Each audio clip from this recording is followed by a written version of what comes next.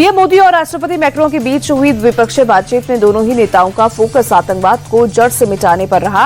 AI, health और technology में साथ काम करने पर दोनों देशों के बीच सहमति बनी। पीएम मोदी ने फ्रांस को भारत का सबसे भरोसेमंद बिजनेस पार्टनर बताया। प्रधानमंत्री ने यूक्रेन युद्ध का जिक्र करते हुए कहा कि हम यूक्रेन और वेस्ट एशिया में शांति के पक्षधर हैं। प्रधानमंत्री मोदी की तरह राष्ट्रपति मैक्रों ने भी भारत को मोस्ट ट्रस्टेड पार्टनर बताया है। मैक्रों ने कहा कि हम मिलकर नए रास्ते तलाश रहे हैं। फ्रांस भारत का भरोसेमंद साझेदार बनना चाहता है। राफेल की टेक्नोलॉजी को ट्रांसफर करने पर भी बातचीत चल रही है। एआई को लेकर साथ काम करने पर सहमति बनी है। रक्षा और स्पेस में भी हम आपसी सहयोग बढ़ाएंगे। दिल्ली में चल रहे एआई इम्पैक्ट समिट को लेकर प्रधानमंत्री ने न्यूज एजेंसी एएनआई को इंटरव्यू दिया। मोदी ने बेबाकी से 2047 तक भारत को टॉप 3 एआई लीडर बनाने की बात कही। मोदी ने कहा कि युवाओं को एआई सेक्टर में ट्रांसफॉर्म करना हमारा मकसद है। हम आने वाले दिनों में एआई कंज्यूमर नहीं बल्कि एआई के प्रोडक्शन में भी महारत हासिल करेंगे। समिट के जरिए लेटेस्ट टेक्नोलॉजी की खामियों पर भी मंथन किया जा रहा है।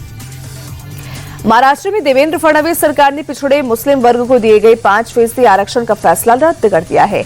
यह आरक्षण 2014 में एक अध्यादेश के जरिए सामाजिक और शैक्षणिक रूप से पिछड़े मुस्लिम वर्ग को सरकारी नौकरी और शैक्षणिक संस्थानों में दिया गया था। हालांकि 14 नवंबर 2014 को बॉम्बे हाईकोर्ट के स्टे की वजह से अध्यादेश 23 दिसंबर 2014 तक लागू नहीं हो पाया और इसे लैप्स माना गया। अब फडणवीस सरकार ने साफ कर दिया है कि 5% आरक्षण देने के लिए जारी किए गए सभी सरकारी फैसले और सर्कुलर रद्द माने जाएंगे। महाराष्ट्र की पूर्व डिप्टी सीएम अजित पवार के विमान हादसे की सीबीआई जांच के लिए राज्य सरकार केंद्रीय गृह मंत्रालय से सिफारिश करेगी। डिप्टी सीएम सुनेत्रा पवार के नेतृत्व में एनसीपी प्रतिनिधिमंडल के साथ मुलाकात के दौरान सीएम देवेंद्र फडणवीस ने केंद्रीय गृह मंत्रालय को चिट्ठी भेजने का भरोसा दिया।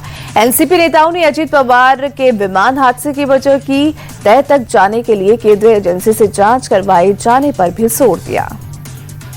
महाराष्ट्र में टीपू सुल्तान को लेकर सियासी बयानबाजी जारी है। मंत्री नीतीश राणे ने टीपू सुल्तान चौक बनाने की मांग करने वालों पर तीखा हमला बोला। नीतीश राणे ने कहा कि ऐसी मांग करने वालों को पाकिस्तान चले जाना चाहिए। दरअसल 14 फरवरी को मालेगांव में टीपू सुल्तान की तस्वीर को लेकर विवाद हो गया था, जिसके बाद से महाराष्ट्र की राजनीति गर्म है। महाराष्ट्र कांग्रेस अध्यक्ष समेत कई नेताओं ने टीपू सुल्तान पर बयान दिया था, जिस पर बीजेपी ने पलटवार किया था। अब मंत्री नीतीश राणे ने भी हमला बोला है। असम में विधानसभा चुनाव से पहले कांग्रेस को बड़ा झटका लगा है। कांग्रेस के पूर्व प्रदेश अध्यक्ष भूपेन बोरा 22 फरवरी को बीजेपी में शामिल होंगे। सीएम हेमंत बिस्वा शर्मा ने भूपेन बोरा के घर पर 2 घंटे की बैठक के बाद ऐलान किया कि उनके साथ कांग्रेस के कई बड़े नेता बीजेपी ज्वाइन करेंगे। सीएम हेमंत ने भूपेन बोरा को कांग्रेस में आखिरी मान्यता प्राप्त हिंदू नेता बताते हुए कहा कि उन्होंने कांग्रेस के मुस्लिम लीगीकरण की वजह से पार्टी छोड़ी है। भूपेन बोरा ने 16 फरवरी को कांग्रेस से इस्तीफा दिया था। हालांकि अभी उनका इस्तीफा मंजूर नहीं हुआ है और उन्हें मनाने की कवायद जारी है। उत्तर प्रदेश के सीएम योगी आदित्यनाथ आज आरएसएस प्रमुख मोहन भागवत से लखनऊ के संघ कार्यालय में रात 8 बजे मुलाकात कर सकते हैं। गोरखपुर के 2 दिवसीय दौरे से मंगलवार को लखनऊ पहुंचे संघ प्रमुख ने एक बार फिर कहा कि हिंदुओं को 3 बच्चे पैदा करना चाहिए और घर वापसी का काम तेज होना चाहिए। मोहन भागवत ने हिंदू समाज को संगठित और सशक्त करने पर जोर देते हुए कहा कि हमको किसी से खतरा नहीं है, लेकिन सावधान रहना है। साथ ही संघ प्रमुख ने घुसपैठियों की समस्या पर चिंता जताते हुए कहा कि घुसपैठियों को डिटेक्ट, डिलीट और डिपोर्ट करना होगा, उन्हें रोजगार नहीं देना है। मध्य प्रदेश की मोहन यादव सरकार आज विधानसभा में अपना बजट पेश करेगी। सीएम मोहन यादव ने बजट से पहले दावा किया कि 11.14% विकास दर के साथ एमपी अब भारत का ग्रोथ इंजन बन गया है। आर्थिक सर्वे के मुताबिक एमपी का कैपिटल एक्सपेंडिचर 82,513 करोड़ होने की उम्मीद है, जबकि विकसित राज्य कर्नाटक का कैपिटल एक्सपेंडिचर 71,000 करोड़ के आसपास रहा। यानी एमपी ने विकसित कहे जाने वाले राज्यों को भी पीछे छोड़ा है। वहीं सीएम मोहन यादव ने कहा कि फाइनेंशियल डिसिप्लिन, प्रशासन में ट्रांसपेरेंसी और बेहतर नीतियों से निवेशकों का विश्वास बढ़ा रहा है।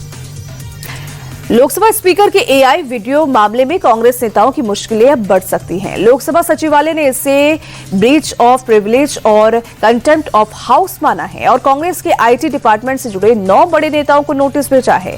3 दिन के भीतर जवाब मांगा गया है। कुछ दिन पहले कांग्रेस ने अपने सोशल मीडिया अकाउंट पर ओम बिरला का एआई वीडियो डाला था, जिसे लेकर कार्रवाई भी हो सकती है। बंगाल में एसआईआर को लेकर मुख्यमंत्री ममता बनर्जी के हमले जारी हैं। सीएम ममता ने चुनाव आयोग को तुगलकी कमीशन बताया। कहा कि वो बीजेपी को खुश करने के लिए आम लोगों को टारगेट कर रहे हैं। आम लोगों के साथ टेररिस्ट की तरह सलूक किया जा रहा है। ममता ने कहा कि एसआईआर में लापरवाही के चलते अब तक 150 से ज्यादा लोगों की जान चली गई है। बंगाल के साथ नाइंसाफी को कतई बर्दाश्त नहीं किया जाएगा। गुजरात में 3 महीने से जारी एसआईआर के बाद फाइनल वोटर लिस्ट को अपलोड कर दिया गया है। ड्राफ्ट लिस्ट के मुकाबले राज्य में 5.5 लाख वोटर्स की संख्या में इजाफा हुआ। आपको यहां बता दें कि वेरिफिकेशन से पहले गुजरात में करीब 5 करोड़ वोटर्स का डाटा एग्जिस्ट करता था। ड्राफ्ट लिस्ट में 4 करोड़ 34 लाख वोटर्स का नाम सामने आया था, लेकिन फाइनल लिस्ट में 4 करोड़ 40 लाख से ज्यादा वोटर्स का नाम शामिल किया गया है। बॉलीवुड स्टार सलमान खान के पिता और मशहूर screen play writer Salim Khan की तबीयत फिलहाल इस दिन बताई जा रही है। मंगलवार को अचानक तबीयत बिगड़ने के बाद सलीम खान को मुंबई के लीलावती अस्पताल में भर्ती करवाया गया था, जहां उनसे मिलने उनके बेटे सलमान खान और अरबाज खान सहित बेटी अर्पिता और दोनों पत्नी सलमा और हेलन पहुंचे। वहीं संजय दत्त सहित कई फिल्मी सितारे भी अस्पताल में आए। परिवार की तरफ से उनकी तबीयत पर कोई अपडेट नहीं दिया गया है। लीलावती अस्पताल आज सुबह 11 बजे मेडिकल अपडेट देगा।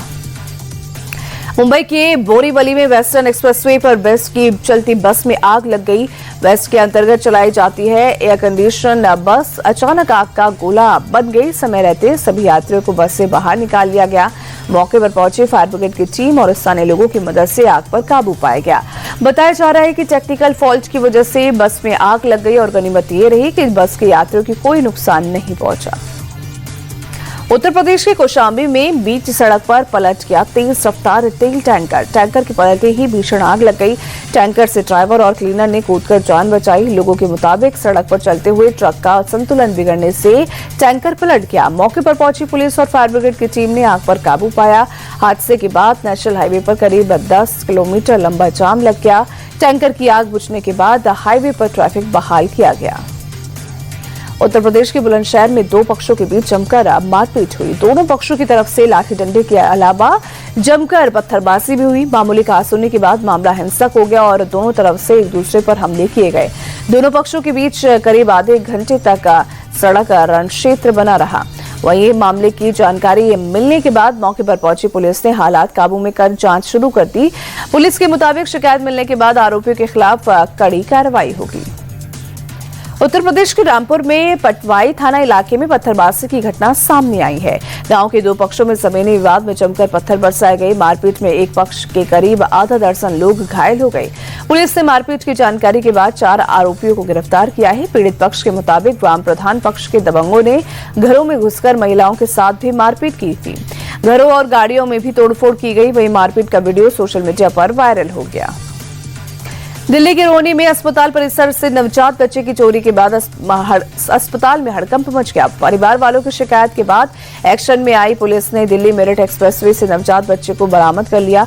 पुलिस ने बच्चा चोरी के अपराध में 2 लोगों को गिरफ्तार कर लिया है। दरअसल अस्पताल में परिवार वालों से बार-बार मिलकर अनजान महिला ने पहले नजदीकी बढ़ाई, फिर बच्चे को दूध पिलाने के लिए बाहर ले जाकर फरार हो गई महिला। और शिकायत मिलने के बाद एक्शन में आई पुलिस ने सीसीटीवी के जरिए आरोपी महिला और उसके सहयोगी को पकड़ने में कामयाबी हासिल की। दिल्ली के उस्मानपुर का स्टंटबाजी का वीडियो सोशल मीडिया पर वायरल हो गया है। तो हरकत में आई पुलिस की टीम ने मामला दर्ज करते हुए आरोपी स्टंटबाज को गिरफ्तार कर लिया है। पुलिस में आरोपी शख्स बाइक पर स्टंट करते चलती गाड़ी और बसों के दरवाजे खोल रहा है।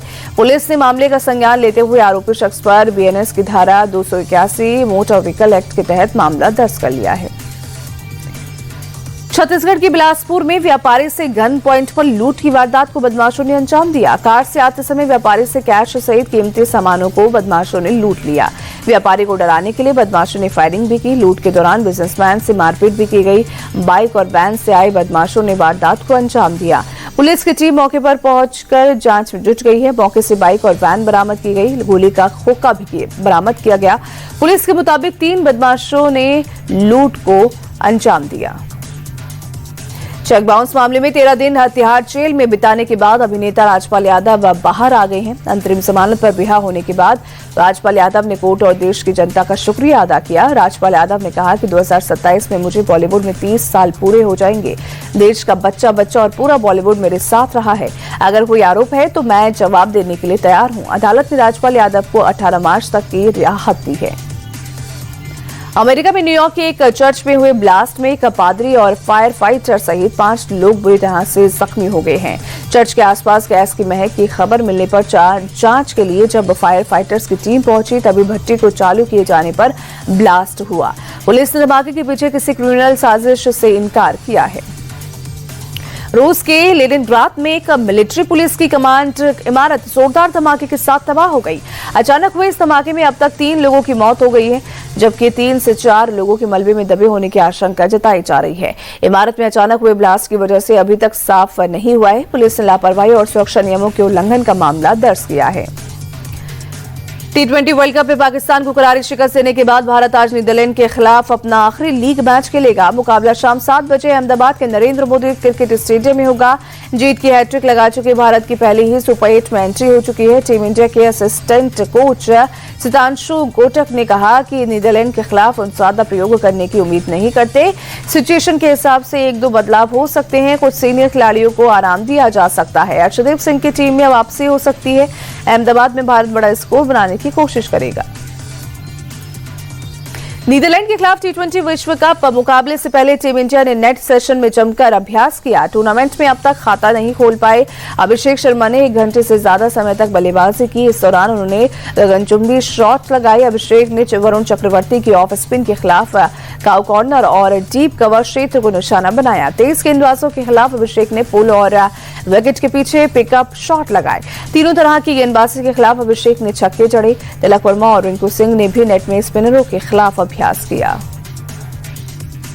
भारत और नीदरलैंड के अलावा T20 वर्ल्ड कप में आज 2 और अहम मुकाबले खेले जाएंगे। पहला मैच साउथ अफ्रीका और यूएई के बीच खेला जाएगा।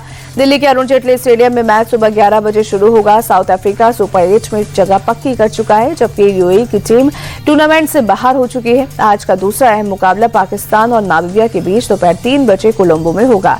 12 से हार के बाद पाकिस्तान का नेट रन रेट काफी नीचे चला गया है। वही पॉइंट्स टेबल में पाकिस्तान यूएसए से नीचे खिसक गया। ऐसे में नामीबिया के खिलाफ करो या मरो वाले मुकाबले में पाकिस्तान के लिए जीत जरूरी है। वही पाकिस्तान की टीम अगर नामीबिया से हारती है तो वो सुपर 8 से बाहर हो जाएगी।